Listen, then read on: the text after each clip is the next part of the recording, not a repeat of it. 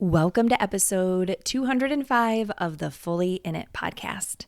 On today's episode, I'm sharing about how I approach defining my business strategy based on my current season of motherhood. If you're tired of a one-size-fits-all business strategy that doesn't reflect your home life, your type of business, or even your energy and capacity, this is a conversation you're going to want to stick around for. Let's go ahead and jump right in. Welcome to the Fully In It podcast with Kate Saffel, a show for powerful moms growing life-changing businesses while showing up intentionally for their families. I teach you how to create a family-first and profitable business in less time by leveraging simple strategy, mom life-friendly systems, and above all, the mindset of going fully in it. You ready? Hello. How are you? How have you been since my last episode? I think it's probably been about a month. I'm hoping to do these bi-weekly, right? Every 2 weeks, fortnightly for my Australian and British friends. That's kind of the plan. I'm working back into it. I am steadily turning the heat back up in my business. You know, like I shared before, I really thought I was going to be shutting it down, and I'm so glad that I'm not. And I feel like I'm just in this really great space of the business being part of my life, but it not being my life, right? It's only taking up a fraction of my day, of my week, and that just feels so good, but it also allows me to connect with you, and I just really love being here. So the last week or so, my 12 and 15-year-old daughters and I have been devouring the Hunger Games books. Now, I read those when my oldest was a baby, so that was like 15 years ago. And honestly, I was like pretty sleep deprived then, so I remember some of it, but some of it was new again. But it's been so fun. We have been having the best conversations around who our favorite characters are, why the storylines went the way that they did, frustration about certain parts of it. And we watched the first Hunger Games movie, and we haven't gotten any farther than that. But I think we may be watching the second one soon. And it's just so much fun to have big kids that I can share these kind of like pop culture things with, right? And yeah, it's been really fun. I also realized that I'm pretty sure I'm married to PETA. Like when I examine his character and who he is and what he values, I'm like, oh my gosh, this is so my husband. Like it just reminds me so much of Kirk. And I've definitely dated guys like Gail. I had forgotten who she chose in the end. Like that's how tired I was when I read the books in the beginning, and I don't want to give it away, but I'm really happy with the choice that she made. So anyway, that's what we've been doing. We're gearing up for Memorial Day weekend because here in the US, that's the holiday we have coming up. And the kids and I went and got some fun decorations with flags and things to decorate the front of our house and just bring a little bit of patriotic cheer, I guess, to our home. I'm trying to be better about doing those kind of things. Like I'll decorate for big holidays, but the smaller ones, I don't always, But I love the summertime. I love the summer holidays. We love 4th of July in our home. And so I just thought, this is the year I'm going to do more of what I say I want to do. So speaking of doing what I say I want to do, today I want to talk to you about the relationship between your current season of motherhood and your business, and how you can honor and uphold the intersection of both. Because depending on where you are at in childbearing and child rearing, whether you have babies or you have college age students, knowing what season of motherhood you're in is really crucial, because your business needs to fit around the demands of home life. And I have ran my business through all different seasons of motherhood. I've had the season where my kids were relatively independent and I could do a lot more. And now I'm back in the baby toddler stage. My youngest is 15 months old. And it means that, at least for me, I've had to really flex my business because I don't believe in a one-size-fits-all business strategy. I think that that is just the perfect recipe for burnout. If you were trying to follow someone else's formula around how you should be spending your time, what you should be focusing on in your business. And we definitely don't want it to come at the expense of your family. At the same time, I also believe that you can have a thriving, growing business no matter your season of motherhood. Even if you're in a really demanding season like I'm in, it is still possible. And my hope is that this episode shows you how, that you feel inspired when you walk away from listening to this. So what I wanted to do today is I kind of wanted to show you how I strategize in my own business, how I think about, okay, like what do I want to offer? What do I want to sell next? And really running it through a framework of looking at my home life, looking at my time, looking at my energy, looking at what my current obstacles are, and then formulating from there. So right now, what I'm asking myself in my business is, how much do I want to earn for the rest of 2026? Now, this answer has flexed quite a bit this year. In January, I was really just ready to give it all up. Like, I'm just gonna let the income go, which sounded so crazy, especially when I think about what I can create in my business monthly. And at the same time, I really did have a lot of peace around it. You know, Kirk's killing it in his job. He's doing amazing. In this current season, I'm very blessed that he's paying all the bills. As you know, if you've listened to any other episodes, it used to be the opposite, where Kirk was the stay-at-home dad and I was the mother provider. And so we've just flexed depending on what our family has needed, what our personal goals have been for our careers. And so that's currently where I find myself. At the same time, I'm really motivated to pay off debt and grow our savings and invest more and just have the ability to really use money in ways that creates more freedom for my family, and especially into the next several generations, because I don't know about you, world is looking really crazy right now, and I want to make sure that my family is prepared for whatever comes our way.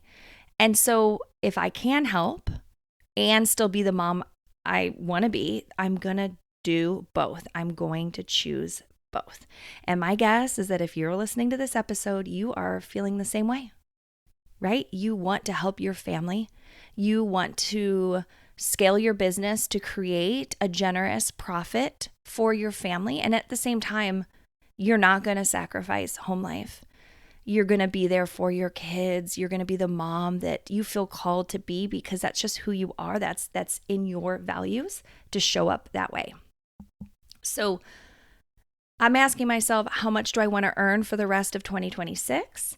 And I've settled on something that feels stretchy, exciting, and doable. That's the intersection I want to encourage you to look for whenever you are setting a financial goal. The second thing I'm asking myself is, how much time can I reasonably devote to my business? And this one will make more sense when I talk about my current roadblocks, like what I'm planning around. But time-wise, I think maybe I can do about 10 hours per week in my business, and that includes my coaching calls. That feels really doable to me. I do know I need to make some shifts. My youngest co-sleeps with me, and it's been really wonderful, and I love it, and I don't want it to end. But at the same time, it's really tricky for me to wake up earlier than her. And I am someone who really thrives when I wake up early and I hit the ground running, and I can check off some things on my business list before any of the kids are awake.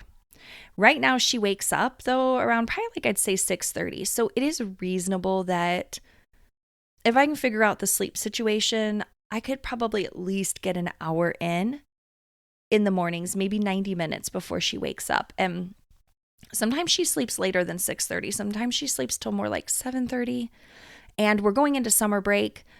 We won't be driving my oldest to dance every day.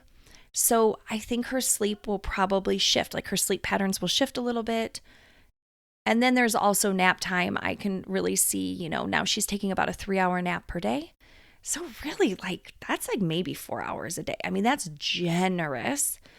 Also recognizing it's not going to go like that every single day. And, as a mom, especially with little ones, you got to roll with the punches and be flexible and be willing to just troubleshoot, because it's never going to look like a perfect time blocked schedule. And when you expect that, you just set yourself up for disappointment. So that's what I'm kind of thinking about is I want to create my income goal in 10 hours per week. And if I give myself more time, beautiful, amazing, but I'm not going to expect it. I'm going to build my offers to create the income I want in 10 hours per week. And I really want to challenge you to start thinking that way too. Instead of setting a financial goal and being like, oh man, I feel like this is really going to take me 30 hours a week or 40 hours a week, or it's not even possible. I don't have enough time. I want you to really just get curious about how it could be possible. What if it could be? There may be solutions that you're just not even allowing yourself to consider because you're so hung up on this amount of income taking X number of hours to create. We all know it's everybody's best guess, and your brain will flex and accommodate based on what you like, how much time you tell yourself it's going to take. So I've always erred on the side of telling myself it'll take less time than I think. And then I just choose to make that my reality. And so far, it's honestly, it has worked. So play with time. Don't be a victim to your time. Now, I also like to ask myself, what are my current roadblocks? I kind of got into that a little bit, talking about like the sleep. Another one is my husband works a lot. Like, great income comes with travel, work travel. And the 4 kids and I are a well-oiled machine at this point. Like, we do just fine when he's out of town. But it does add, it's an additional burden on me. It's challenging. And if you have a husband who works a lot or travels for work, or you have some kind of circumstance like that, it can be really tiring. So I have that. I have a almost 1.5-year-old. She's 15 months old. This summer is going to be real low key, but in the fall, things will pick back up again. And so when I'm planning my offerings, I'm not just thinking about right now, I'm thinking about into the future, 6 to 12 months from now. So the question I've been asking myself is, what offerings will work around my goals, my available time, and my roadblocks? And for me, right now in this season of motherhood, this looks like focusing on filling up the Family First CEO Mastermind. This allows me to give a ton of value and be intimately involved in the women's businesses without having to do the time-intensive nature of one-to-one. Like, I just am not in a season of motherhood where I can do a ton of one-to-one calls, but I can do one killer, small group call per week and give them my all in that. And we do a lot in Telegram. We have a Telegram chat, and so they can get coaching from me every day, all day, every day if they want. They can connect with each other. And the really awesome part about that is, I can coach them in the pockets of my day. It fits really beautifully around motherhood. I've also been playing with the idea of some kind of lower cost membership, something that has the feel of my former membership, Expand. If you remember Expand, I had that for 4 years. And I really loved doing that, but it got to be a bit time intensive. And so if I build out a new membership, it wouldn't have weekly calls. I'm thinking more along the lines of like a community chat where mom business owners from all around the world can really connect. They can share ideas. They can feel supported and encouraged by one another and have that accountability. Plus having like a monthly theme and resource, something that keeps everyone on point with showing up in their business and doing the things that they said they were going to do, and then having one big group call per month. It's kind of what I'm thinking. Don't hold me to it, but it's getting me excited to imagine having a space like that again. So stay tuned. That may be coming. I'm already seeing the fruits of my efforts to build back up demand in my business. Like that's the other element of this is anytime you're going to be selling something, whether it's a service, a product, something of that sort, you need to know where your current demand levels are. And that really then will determine your price points. It determines the amount of units that you're selling, how much you're offering of the particular item. And so I'm in a season of building back up my demand because, I've really took my foot off the pedal for the last year. And that's okay. Like, it's kind of fun. Like I said at the beginning of the episode, I'm enjoying building that momentum back up. I know how to do this. I've done it before. And I'm realizing I'm connecting with a whole brand new community of people over on Substack. And that's really cool. Like, I love all my OG moms, all of you who've been with me from the beginning. I'm so grateful that you've stayed with me. And it's really fun to welcome in new moms too. So I'm playing with building up that demand, and I'm seeing that it's paying off because I'm having old clients reaching back out and asking about working with me again. I'm getting lots of great feedback. I'm having people signing up for my free workshop I'm hosting next week. And I'm like, yay, this is going to be so fun to just be back on Zoom with you and teaching and just sharing so much value. I've missed doing that. And I'm getting some really good engagement and growth on my Substack, which is brand new. Like I just started that in, I think I started very seriously on it like March, maybe April. And so that's relatively new, maybe a couple of months.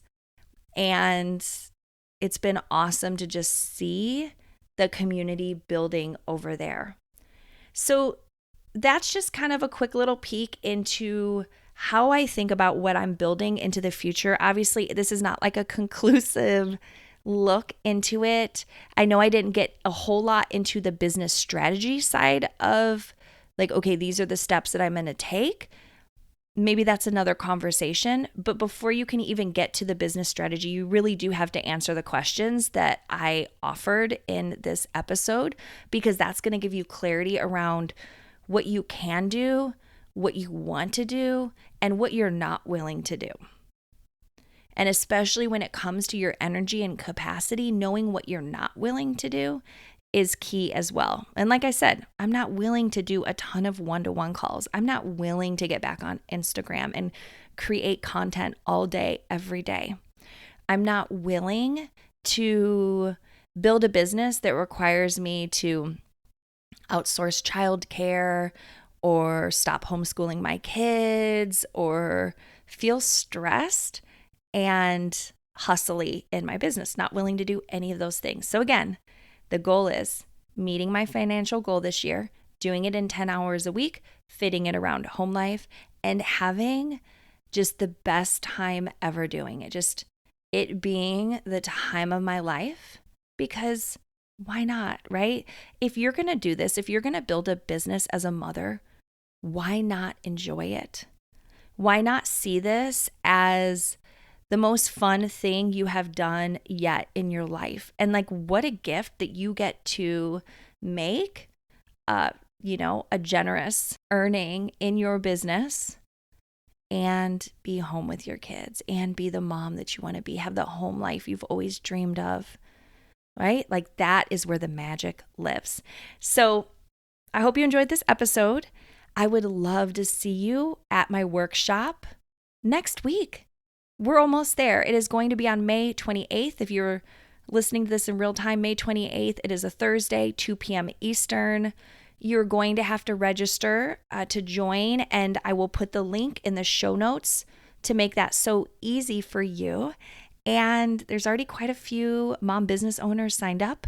Even if you don't quite know yet what you're doing in your business, but you're just curious, come. I would love to see you there. I would love to offer you some ideas, some inspiration. And if you are a mature business owner, meaning like you've been at this for a while, you're established, but you're curious about this family first business approach, let me show you. Because this is an approach that allows you to have your cake and eat it too. And I cannot wait to teach you. Okay, so register now. I will see you next Thursday. And then, of course, I will see you on our next episode. I hope you have a beautiful start to your summer if you are one of my Northern Hemisphere mamas. And for those of you going into winter, sending you warm thoughts. I will see you soon.